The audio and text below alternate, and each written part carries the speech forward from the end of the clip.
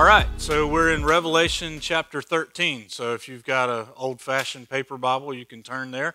If you've got one of those new fandangled Bibles that are electronic, you can open that. Fandangled, that's a cool word. I didn't know I used that word, but I just did. So you can open the app. If you've got our Faith Life app, there should be a bulletin posted there. It's got all the notes in it, so you can check that out. Okay, so we've been walking through Revelation, and we're in this section that we've been calling the interludes. So as I showed you on this fancy chart that I made, we're in this section here. So we're in these 7 interludes before the actual final judgments happen, and we've already covered all that. So if you're kind of wondering what are seals, trumpets, and bowls, go on our YouTube channel. It's all on there. But I wanted to come back and cover these interludes. And this is where these 7 interludes here, it's where we get into the real meaty stuff. This is the parts of Revelation that everybody likes to argue about and debate about what different things mean and all that kind of stuff. And tonight's passage in Revelation 13 is not any different. There are lots of ideas about this passage. There's lots of debate about it. So what I'm going to do tonight is I'm going to share with you what I think John intended for us to get out of this, and specifically what he intended for his first century audience. Because remember, Revelation is written to 7 actual churches in the first century. They were the first audience. So we're going to look at it from their point of view. So here's what I want you to do before we get into this. I want you to imagine that you are a church member of one of those 7 churches living in the first century AD. Okay? So you're not in 2022 tonight. You're in like 66, 67 AD. That's where you're going to be tonight. All right? So you're a member of the church of Ephesus. Well, maybe not that one because they forgot their first love. You don't want to be in Laodicea. They were lukewarm. That's not a good one. So we'll be in one of the positive ones like Philadelphia or whatever. So you're a first century Christian, and you've received this letter. It's been read in your service, and maybe even if you were a wealthy person, you might have your own copy of it. That'd be very rare, but it's a possibility. So just that's you tonight. So we're going to think from that point of view. Okay? Now, we're going to talk about the beast of Revelation. If you notice in the notes, it's plural, the beasts. There's 2 beasts in this passage. So we're going to dig into that. Now, there's a lot of, remember this is an apocalyptic vision where he's seeing all these things. And what have we learned about apocalyptic visions? He's seeing signs or symbols of things that are literal. The symbols themselves won't literally happen in that exact way, but they do point towards something that will literally happen. So the problem with this passage and how people try to interpret it is we often are reading this passage and then we read our modern headlines. And we look and see if we can find the beast and the mark of the beast. You've heard of the mark of the beast, right? Okay, we're going to read about that tonight. I'm actually going to show you what it is. And so what happens today in our modern views is we're kind of obsessed with headlines and things that are going on in our modern time, and we're trying to shove that into Revelation. What we should be doing is trying to understand Revelation in its first century context, because one rule of Bible study is that the Bible cannot mean today what it did not mean back then. So the example I use for that is there's TV preachers will read stuff in Revelation about locusts, and they'll say, well, that's Apache helicopters. It's like, yeah, but the original audience would have never known that's what John meant if that was true. So we need to understand it from their point of view. So that's why we're all a member of one of the churches way back then tonight. We want to think from that point of view. So the key to interpreting Revelation, this is kind of review. We've talked about this before.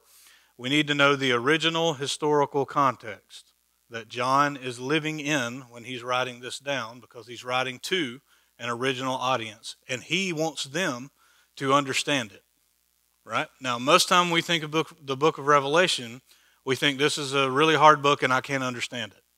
You ever felt that way? Yeah?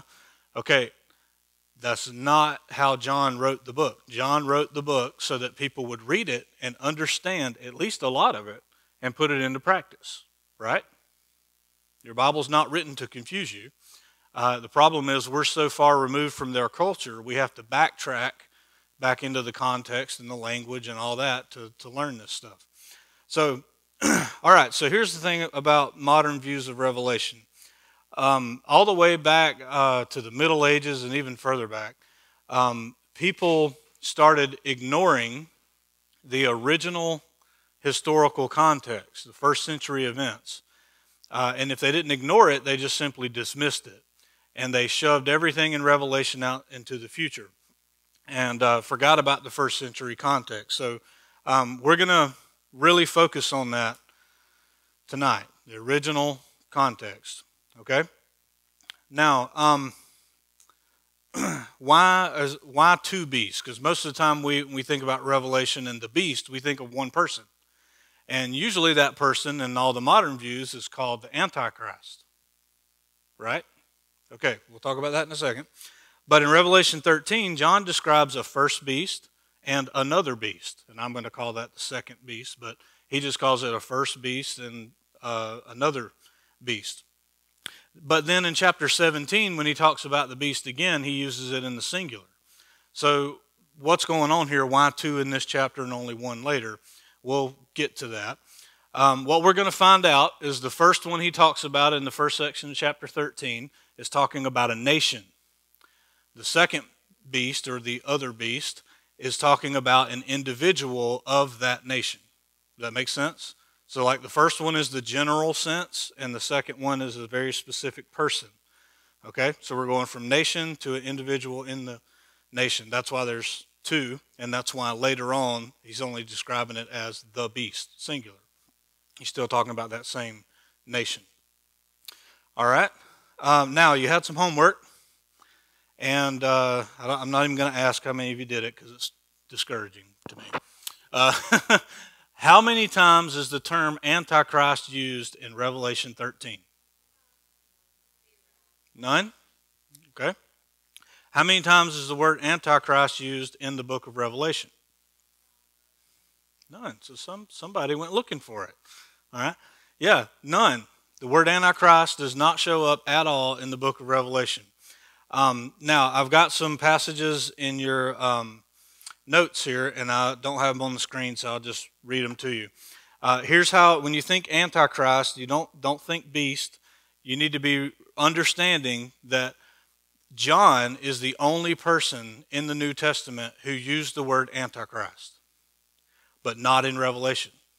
So if he meant for us to think Antichrist, and he's the only one who ever used the term to begin with, you think he would have put it in this book, but he didn't.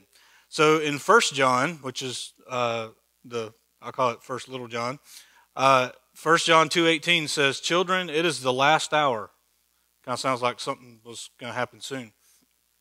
"And as you have heard that Antichrist is coming, and so now many Antichrists, plural, have come." So in John's day, he said Antichrist is coming and many Antichrists have already come. Therefore we know that it is the last hour. 1 John chapter 2, verse 22. "Who is the liar but he who denies that Jesus is the Christ? This is the Antichrist, he who denies the Father and the Son." So what is an Antichrist? It's a person who is anti-Christ. They don't believe in Christ. And there's many of those, John said, in his own day. 1 John chapter 4, verse 1, and this is where he's going to use not the word Antichrist, but the term false prophet. And in 1 John, he tends to use these terms interchangeably. He says, "Beloved, do not believe every spirit, but test the spirits to see whether they are from God. For many false prophets have gone out into the world." And then 2 verses later, in chapter 4, verse 3, he says, "And every spirit that does not confess that Jesus is not from God." That's got to be a typo. Sorry. Every spirit that doesn't confess Jesus as coming from God, this is the spirit of the Antichrist, which you have heard was coming and now is in the world already. There's another passage where John says whoever Antichrist is, there's a lot of them, and they're already present in John's day. 2 John verse 7 says, for many deceivers have gone out into the world, those who do not confess the coming of Jesus Christ in the flesh. Such a one is the deceiver and the Antichrist.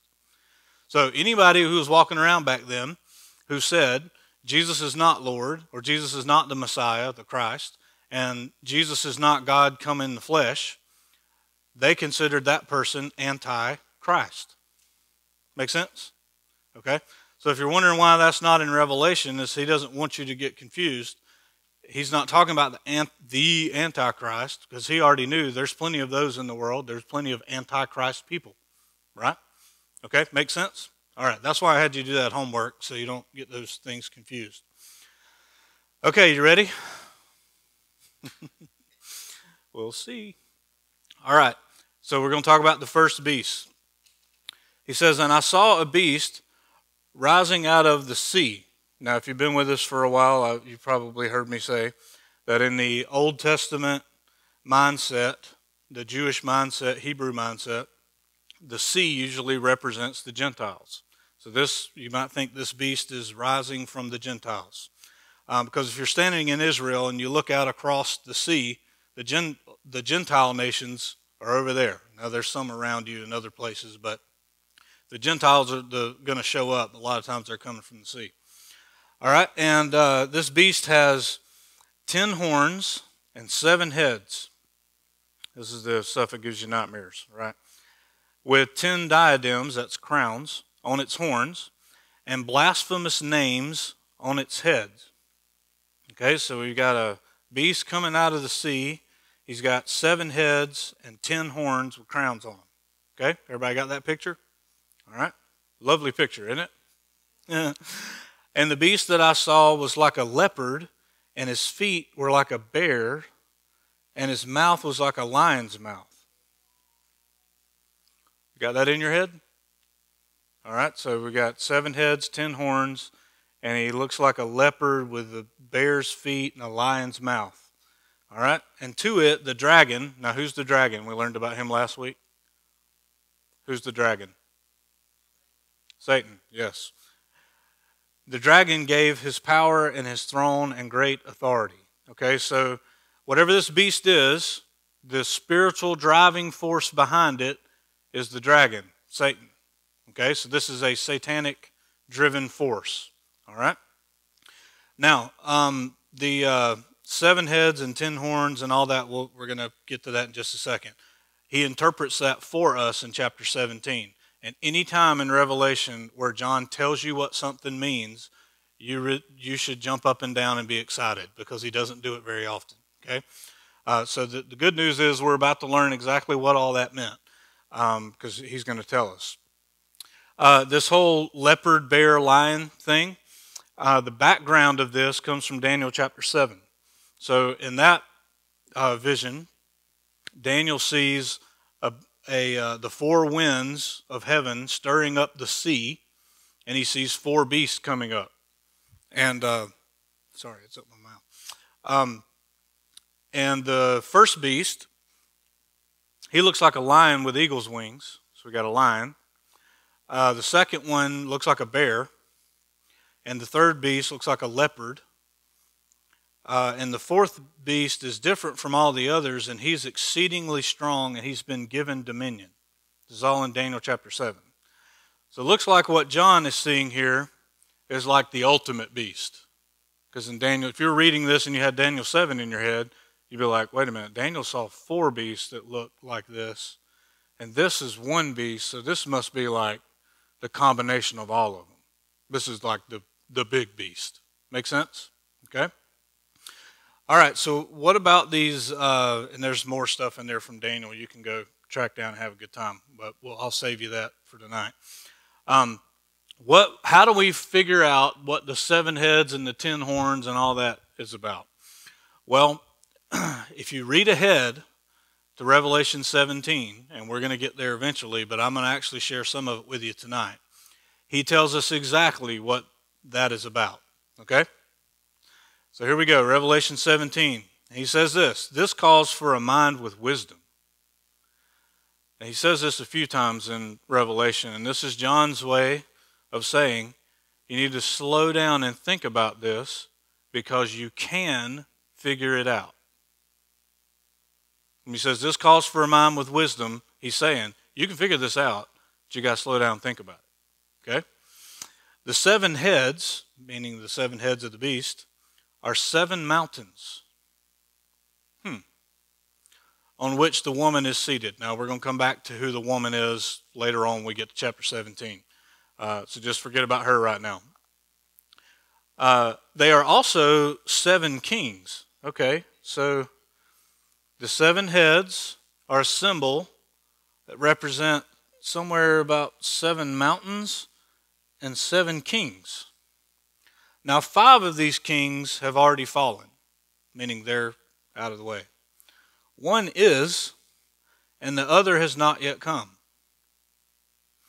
And when he does come, he'll only be here a little while. Is that cleared up for you? Now, the reason why this, in my opinion, the beast issue in Revelation is the easiest thing to figure out. But you have to know your first century history, which most of us don't, right? Right. I don't know near as much as I want to, but I've been studying it for years now. Okay. What would John's original audience have understood this to mean? Well, it's very clear if you know your history. There was a nation called Rome, which was famously called the city of 7 mountains, or the nation of 7 hills. Anybody in the first century reading Revelation would have read this passage and immediately thought of Rome, because that was its most famous title, the nation of the 7 hills, or city of 7 hills. So let's assume that he's talking about Rome. And he says, now these 7 heads also represent 7 kings. Now, what do you call the king of Rome? He's called an emperor, all right? Well, we'll call them kings. That's the term John's using. Now, 5 of these kings are already gone. 1 is, meaning they're in power right now when John's writing this. And the other one's not come yet, but when he does show up, he's only going to be here a little while. All right? Now, if you don't know about the Roman emperors, this won't make any sense to you. All you have to do, though, is go look up a list of what the Roman emperors were, and this is what it looks like. Okay? Now, there's, for some reason, some modern scholars, they don't count Julius Caesar. They don't count him as an emperor. They mention him, but they say we don't really count him as an emperor because the empire wasn't fully formed, and they've got all these theories about that. The problem is all of the ancient Roman histories written by ancient Romans counted him as the first emperor. So I'm just going with them. They lived in it. They know who the emperor was. Okay, so if Julius is the first one, then you've got Augustus. He's the guy who's emperor when Jesus was born. Tiberius was emperor when Jesus died. And then after that was Caligula and Claudius and then Nero. And then you had what's called the year of the 4 emperors. So Nero commits suicide in AD 68 because he knows if he doesn't kill himself, the Senate's going to kill him anyway because he was nuts. And then you had these other emperors show up who tried to take power for themselves. So it was a very crazy time. Matter of fact, most of the writers during that time said that they thought Rome was going to be done during that year because there was just infighting going on in the empire everywhere. So you notice how long these guys served, the first 5, 6? And then when you get to the next one, it's a short time. Notice that? Okay. And then Vespasian becomes emperor because during the Jewish revolt that was going on, he has to stop what he's doing there and leave his son Titus in charge while he goes to Rome to kill Vitellius so that he can get him out of the way and Vespasian can be emperor. All right, it's a little history lesson, probably bores you to death, but all of this is really important. All right, so Vespasian's the one who starts destroying Jerusalem, and Titus is the one who does the 5-month-long major siege and gets through the walls and destroys the temple and everything. Okay? All right, so what does that have to do with what John just told us? Well, let's just plug in what John just said about 5 have fallen, 1 is, and all that kind of stuff. And it looks kind of like this.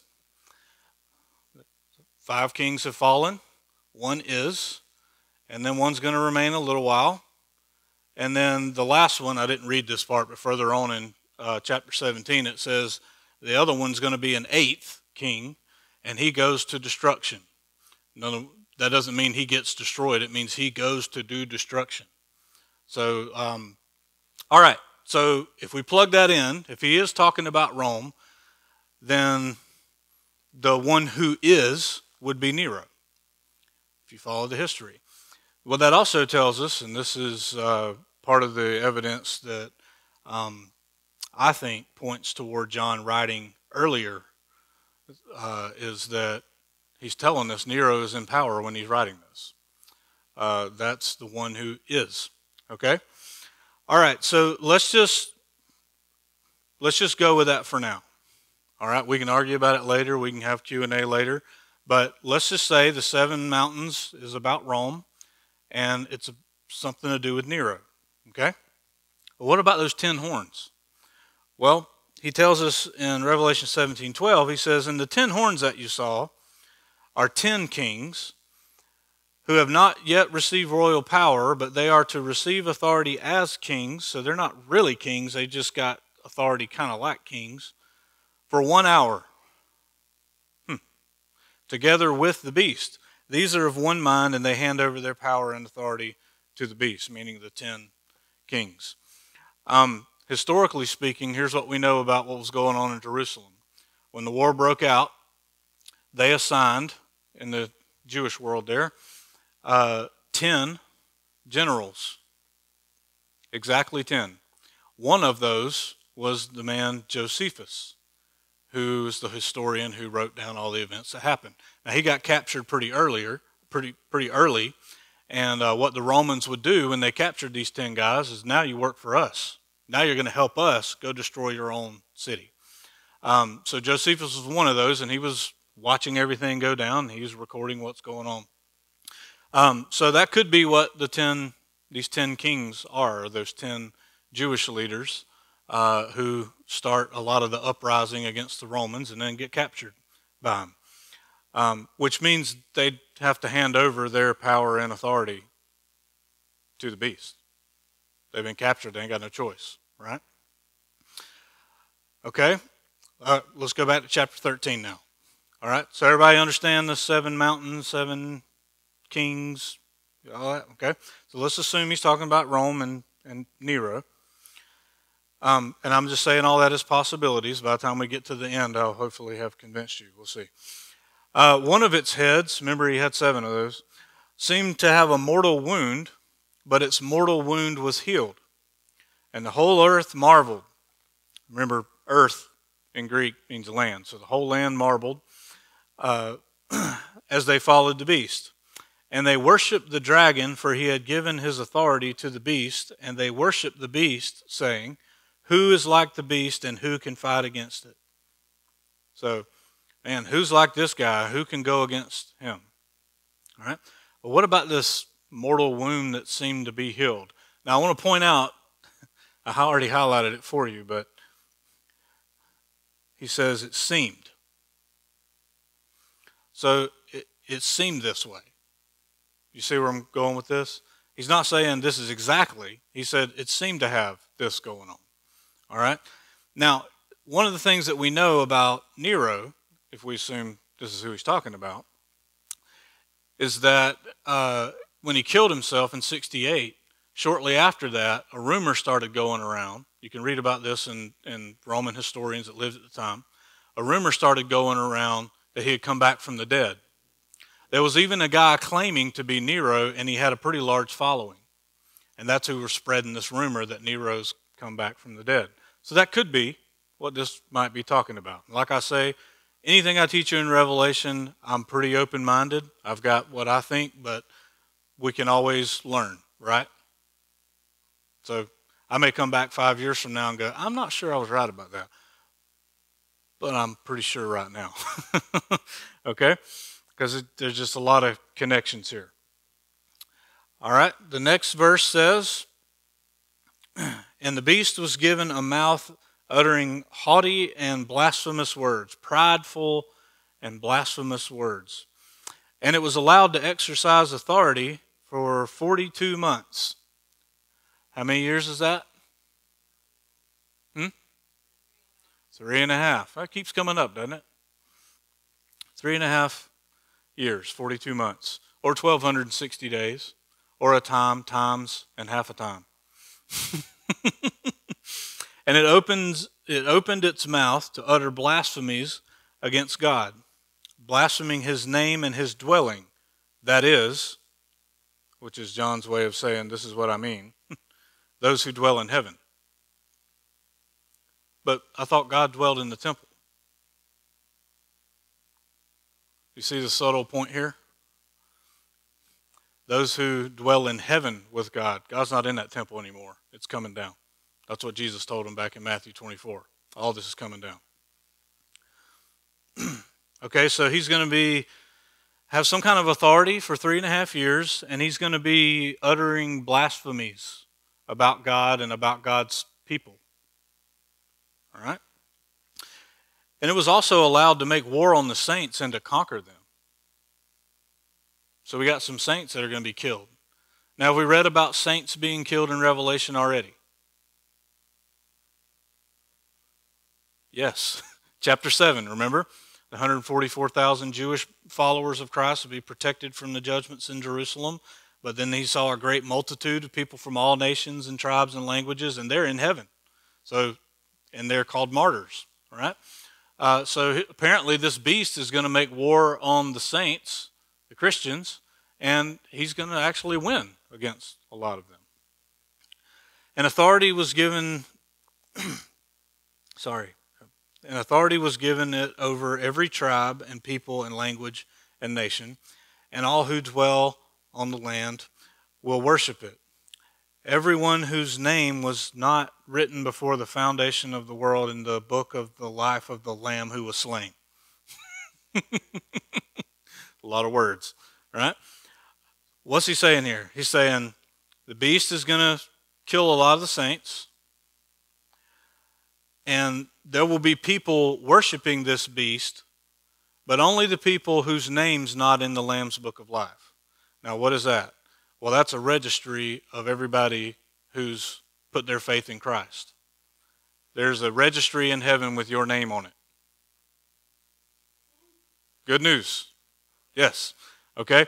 And if your name is in that book, that means you trust in God through his son Jesus, and his spirit lives in you. So you don't go around worshiping beast. Right? So that's what he's getting at here. All right. And then we get a poem. Revelation's so much fun, right?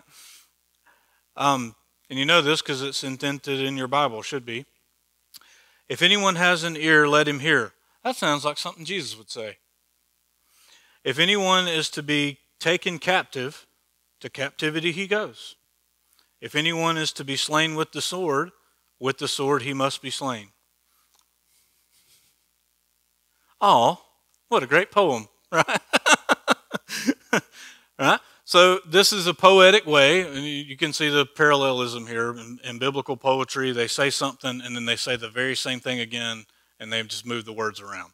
That's just kind of how biblical poetry works. I'm not a poetry guy, so I don't really nerd out on that stuff. But there's two things he says is going to happen here. People are going to be taken captive, and people are going to be killed with the sword. Right? That's exactly what did happen in the first century events. There was, Josephus tells us, who was an eyewitness, he said that in the events preceding right up to the war and then the 3.5-year war that happened, there were 1.1 million people killed in that region. And 90,000 people were taken captive back to Rome. And he says, now this is a call for the endurance and faith of the saints. Why does he need to say that? Well, he just told you a beast is coming for you. Remember, you all live in the first century right now, right? a beast is coming for you. He's going to make war on you, and a lot of you are going to get killed. Stick with Jesus. Endure. Keep your faith. Don't deny your faith to save your life. Give your life for Jesus' sake. That's a call for the endurance of the saints. Okay? All right, so we got the first beast down. Everybody knows completely, 100% what all that means, right? All right, so it seems that the first beast is like Rome, seems like. Okay, verse 11. Then I saw another beast rising out of the land, earth, land. And it had two horns like a lamb, and it spoke like a dragon. So who do you think's behind this beast? Who's driving this beast? The dragon, Satan, okay? And it exercises all the authority of the first beast in its presence, and a better translation there from the Greek would be on its behalf. So this second beast is working on behalf of the first one. So, like we said, the first one is a nation. The second one's an individual of that nation working on behalf of the nation, okay?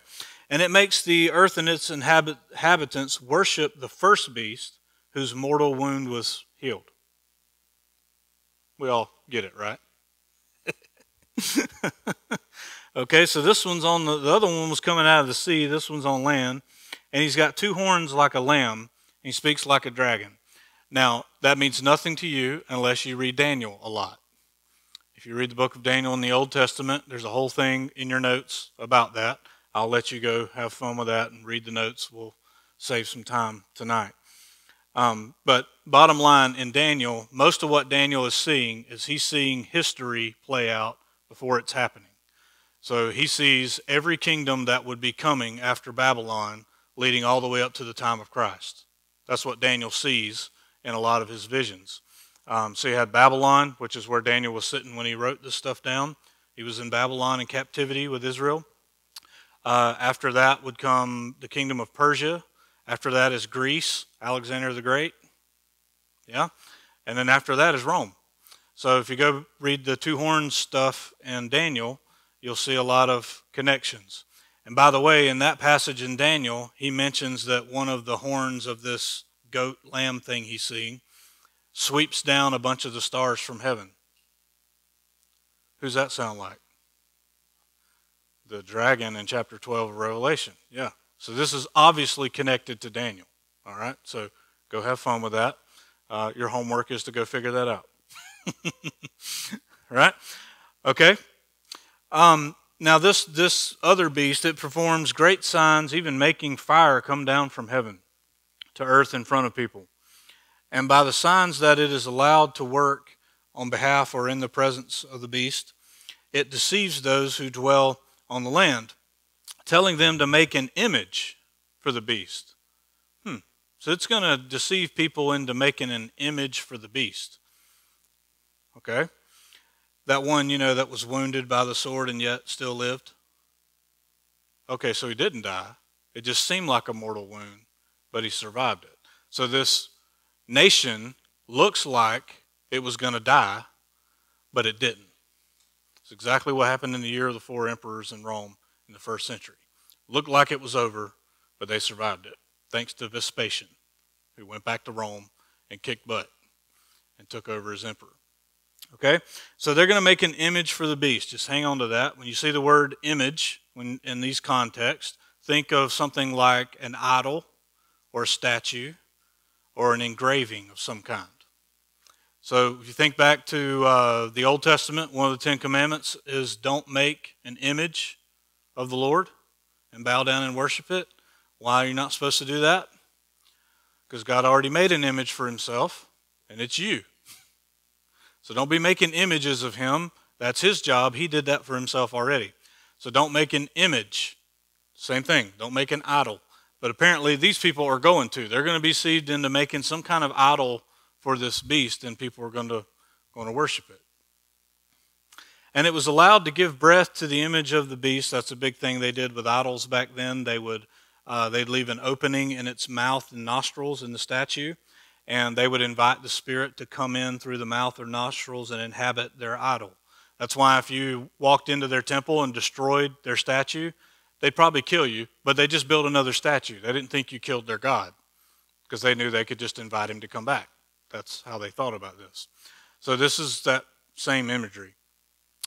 Okay, and they do this so the image of the beast might speak and cause those who would not worship the image of the beast to be slain. Remember, he's going to make war on those people whose names are written down in heaven who won't worship nobody else. They won't bow down to this image, so they're going to get killed for it. And we know that that happened in the first century by the thousands. Okay, we'll talk more about that in just a minute. You don't have to remember all this. I'm going to put all this in a nice list for you in a few minutes so we can review it. Also, it causes all, both small and great, rich and poor, free or slave, to be marked on the right hand or the forehead. Now, back in chapter 7, there were some other people marked on their hand and forehead. The 144,000. They were sealed so they could be protected from the judgments. The seal is a symbol that God's going to protect that group. Okay? But we found out later that there would be people from all kinds of nations that would be killed during this thing. So they're going to be marked for the beast in this passage, so that no one can buy or sell unless he has the mark. Now pay attention right here. He tells us exactly what the mark is. Bet you didn't know that.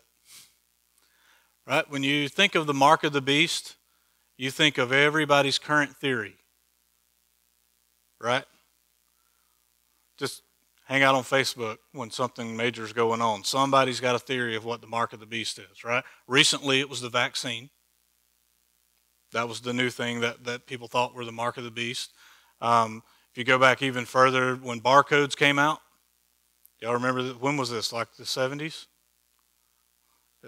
There was books written about how barcodes were the mark of the beast, and you shouldn't use them, and you shouldn't buy anything with a barcode on it. Only problem is, within like 2 weeks, everything had barcodes on it. Now what are you going to do? Right?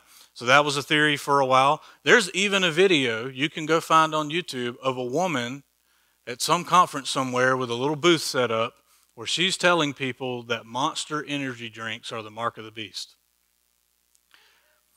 And if you don't think clearly about biblical things, she could probably fool you into believing her. Because she says a lot of stuff, and she talks about the marks on the can or this Hebrew letter, which it's not. She clearly doesn't know Hebrew. And she makes this compelling argument. She swore, if you're drinking this drink, you're taking the mark of the beast. Right? When we think of the mark of the beast, we think about that kind of stuff. But John just told us the mark is the name of the beast. Yes? Okay, we're just going to go with what John says. Okay, you can have whatever theory you want. I'm going with John. So the mark is a name, or the number of its name. Well, John, is it a name or is it a number? And Hebrew John would say, yep. Well, no, is it a name or is it a number? John would go, yes. Yes, it's a name and a number. Okay. Now, a mark, we need to understand this. Mark in the Greek language, charagma, it's like a stamp or an engraving or some type of image, or like you're branding someone. Okay? So think about something that's engraved or something like that. That's what this is. And it has something to do with buying or selling. Now, can you think of something that you might use that's got engravings on it that you would use in buying or selling? Currency. Like coins. Something, you don't know anything about credit cards because you're in the first century, remember? Right? We're in the first century here. What would you use to buy and sell? You would use coins. What's on those coins? Yeah. The face of a person and their name. All right? Just hang on. Hang on to it. Okay, so the mark is a name and a number, and not a phone number, but a number. And it's got to do with buying and selling. It's related to money somehow. Okay?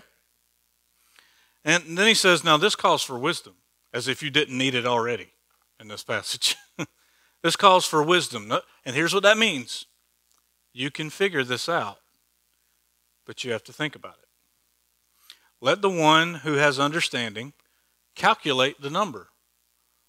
Okay, so John wants us to do some math. That's what calculate means, right? Calculate the number of the beast, for it is the number of a man, singular. So it's a dude. It's not a literal seven-headed monster. It's a person who's driven spiritually by the dragon. Okay? And this number of a man is the number 666. It's not 3 sixes individually. It's the number 666. Okay? Now, the oldest fragment that we have of this passage in Revelation, it's actually the oldest fragment of Revelation that we have. It says 616. And if you have one of those Bibles that footnotes these kind of things, there should be a footnote by that number 666. And if you look at the bottom of the page, or if you're an electronic Bible, hit that little footnote, it'll say, some manuscripts say 616. And we know that's the case because we have early church fathers, one of them's named Irenaeus, and writing around 175 AD, they're already debating about which number is the right number. We've got some manuscripts that say 616, and we got one that says 666. Which one is right? And they're kind of trying to figure that out. That'll make sense in a minute. But let's just talk about this. So we got these two numbers here. Most translations use the 666. And he says we can calculate this number. Now, what you need to know about ancient languages is that they don't have numbers. Hebrew and Greek and Latin does not have numbers. Their letters are their number system. So this is what's called gematria. So what they do, and this is not like conspiracy Bible code stuff. That's not what this is.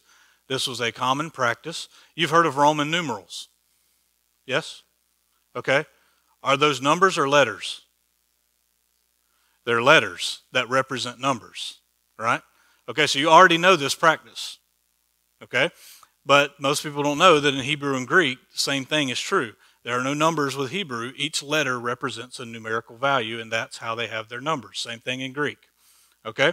So what he's telling us to do here is to take, he doesn't tell you what language to use. There's some hints in Revelation that's probably Hebrew. But you need to take this name of a man. He doesn't tell you what man. Till you get to chapter 17 and find out 5 kings have fallen and one is. So maybe we can start there. Let's take his name and let's do what he told us to do. And let's see what happens. Well, we'll do that in just a second. Okay? All right, so here's the review of the beast, or the mark of the beast. It's connected to money. It's a name. It has a numerical value that adds up to 666, or in some manuscripts, 616. Okay? So that's the mark of the beast. All right? So you can feel safe the next time you swipe your credit card. You're not worshiping the beast. All right? So okay, I just threw a lot of stuff at you, so I put it in a list form. I'm a list guy. I hope that helps you. So here's what we've learned. It's a 6th king from the nation of 7 hills.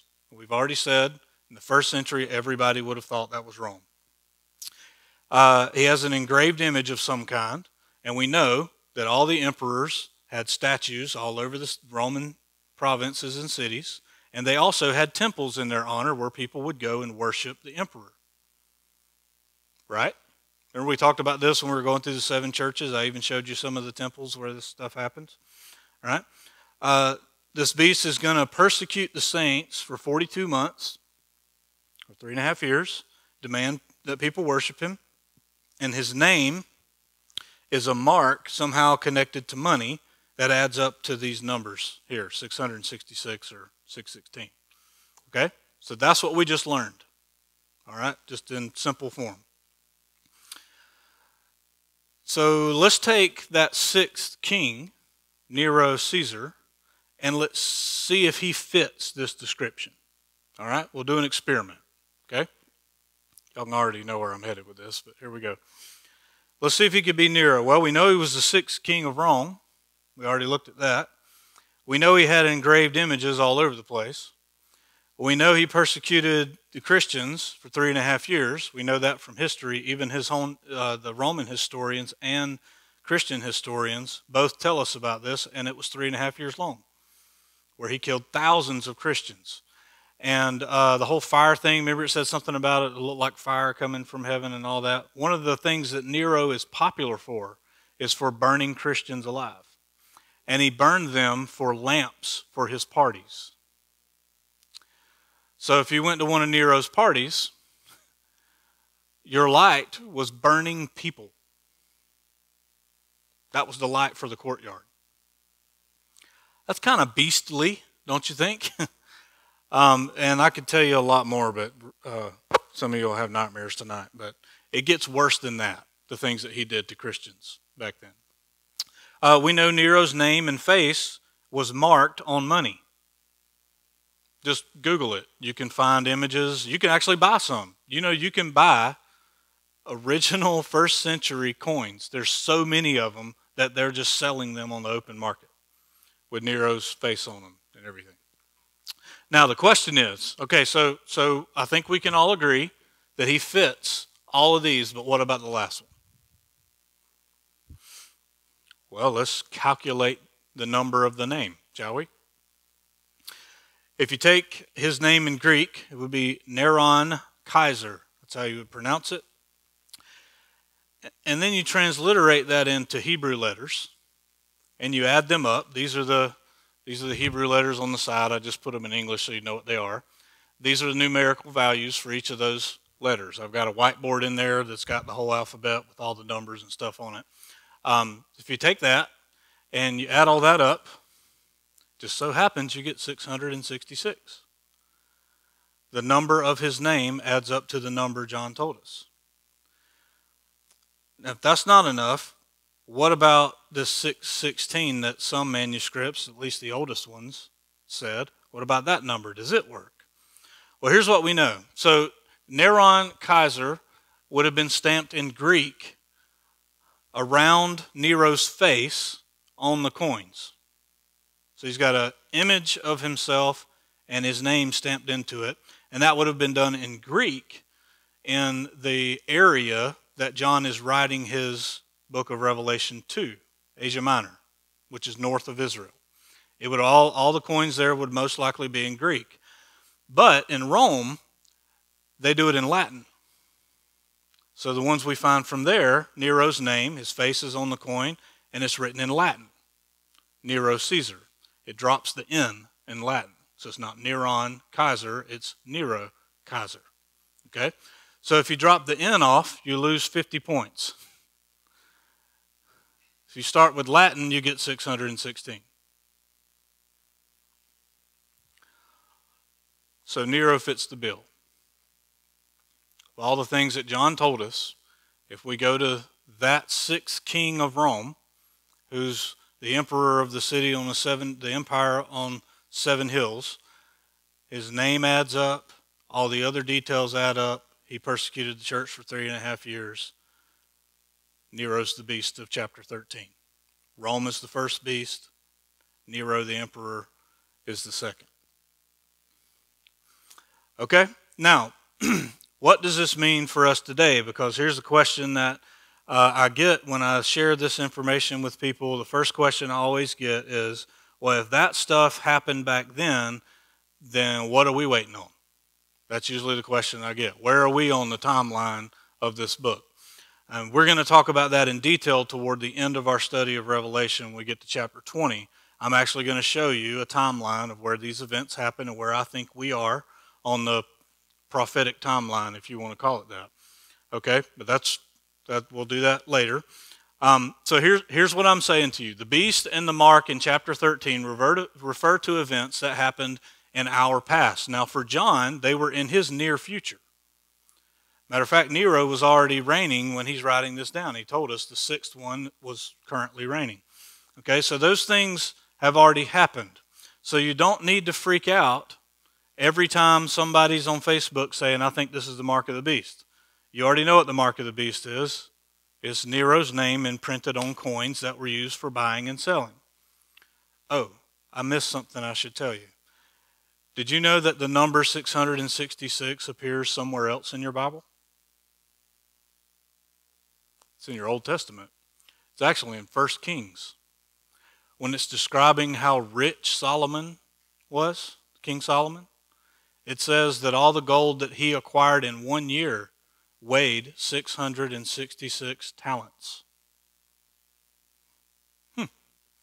Now, most of us read those passages about Solomon and we think, yay, God blessed him. Wonderful.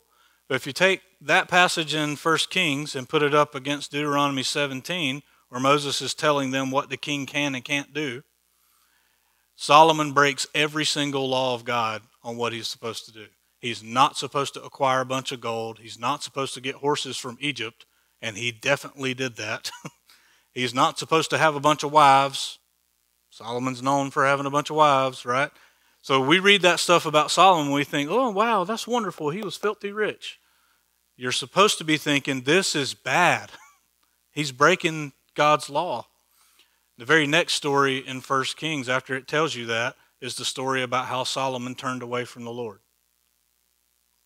So it's right there in the story. You might think this is blessing, but he's breaking God's law and he turns away from the Lord. Anyway, just that was a bonus, okay?